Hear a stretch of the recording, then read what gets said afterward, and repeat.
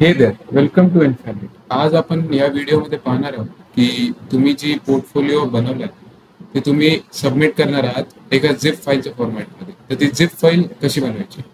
First of all तुम्हाला जे पण फाईल्स हव्या आहेत तुमच्या झिप फाईलमध्ये त्या तुम्ही एका लोकेशनवर गॅदर करा. त्या कोणत्याही फाईल असू शकतात, डॉक्युमेंट्स, फोटोज, व्हिडिओज किंवा काही.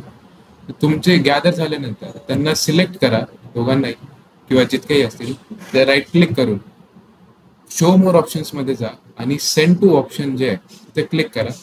सेंड टू ऑप्शन मध्ये गेल्यावर कंप्रेस्ड झिप फोल्डर नावाचं एक ऑप्शन आहे, तिकडे क्लिक करा. हे झाल्यानंतर तुम्ही पाहू शकता की एक टेक्स्ट डॉक म्हणून एक झिप फोल्डर क्रिएट झालेलं आहे.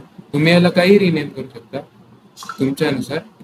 आपण याच्या आतमध्ये जाऊया आणि पाहूया की आपण ज्या पण फाईल सिलेक्ट केल्या होत्या किंवा ज्या पण फाईल्स मला हव्या होत्या माझ्या झिप फोल्डरमध्ये त्या दोन्ही इथे आहेत.